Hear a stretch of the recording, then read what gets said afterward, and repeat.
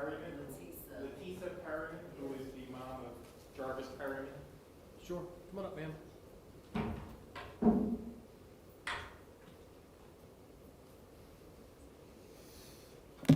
Hello. Good morning. Here, would you be kind enough to just put the microphone on? You gotta tap the start button or whatever. There you go. Perfect. What would you like for me to know, Miss Perryman? One, my son never had a gun. My son don't bully on people. So for him to get his life taken by a person that left the scene and came back and told people in the parking lot to get out the way, he had enough mental to know what he was doing. And I'd like to read this letter to let you know in this courtroom, and you and your family know what my family is going through.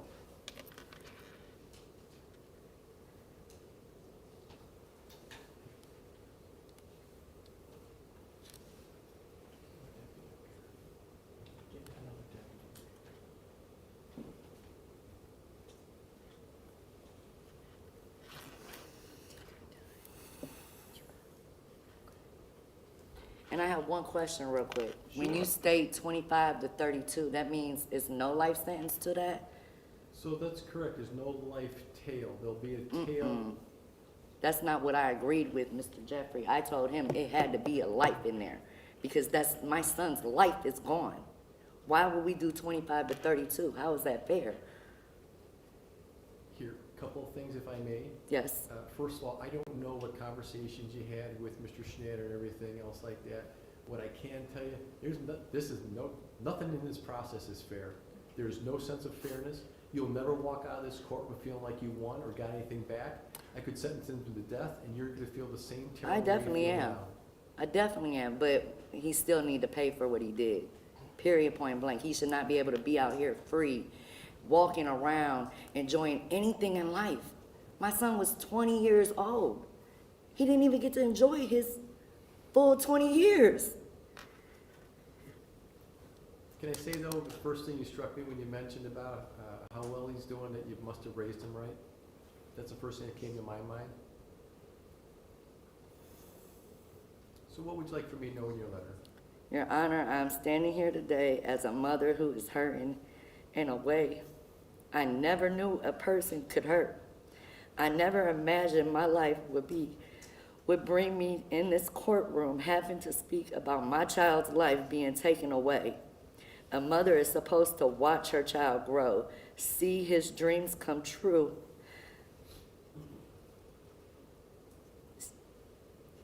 Here, take a deep breath, and you take as much time as you need, okay? See him become the man that he was meant to be. And one day see him become a father. I was robbed all of those memories. Since Christopher Manning took my son Jarvis from us,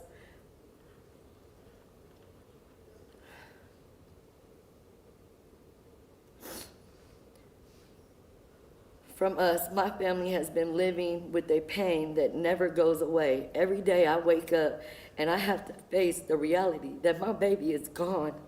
Some days I don't even know how to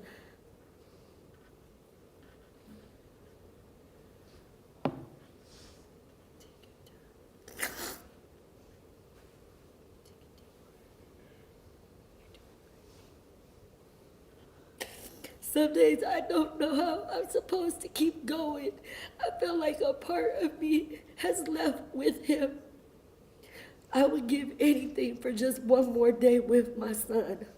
One more hug, one more hearing his voice, one more FaceTime call while I'm at work, one more laugh, one more moment where I can look at him and tell him how much I love him.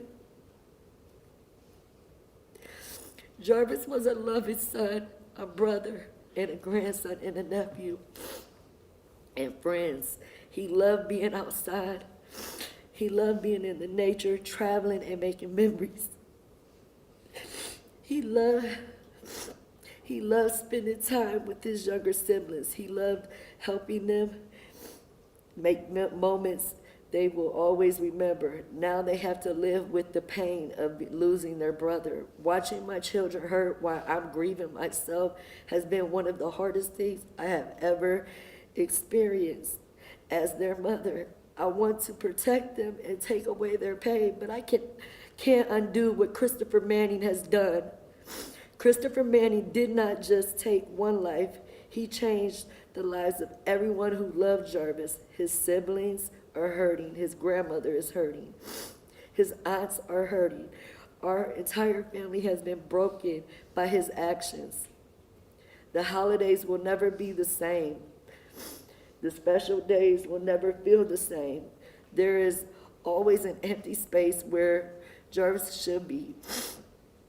At this time approaches, the memories and the pain feel even heavier. I find myself struggling, trying to understand how someone could take a life to leave so many people behind suffering. I will never get to see my son grow older. I will never get to see my son become a father. I will never get to see my son hold his child, love his child, and experience fatherhood. I will never get those memories with him.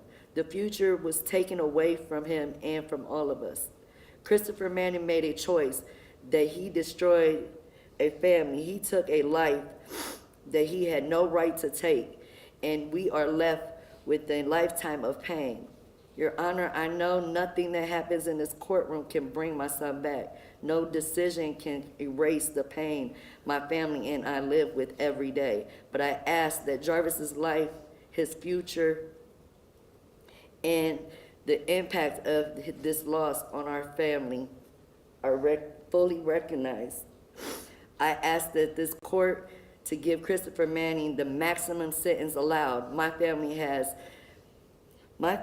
and I have been given a life sentence of grief, and the person responsible should be held accountable for the damage he caused. My son Jarvis was loved. He mattered. His life mattered. His memory will live on through everyone who loves him. I will continue to stand for Jarvis. I will continue to say his name. I will continue to keep his memory alive. Jarvis was here. Jarvis was loved, and Jarvis mattered. He will always.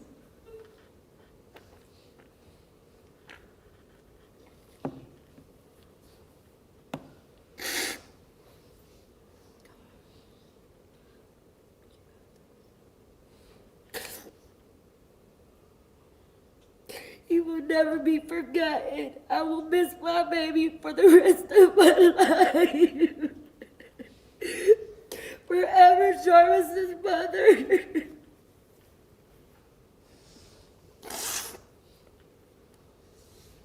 I know can't nothing take back no life sentence, but at the end of the day, it's not fair. It is not fair that me and my family have to live like this because of his poor choices.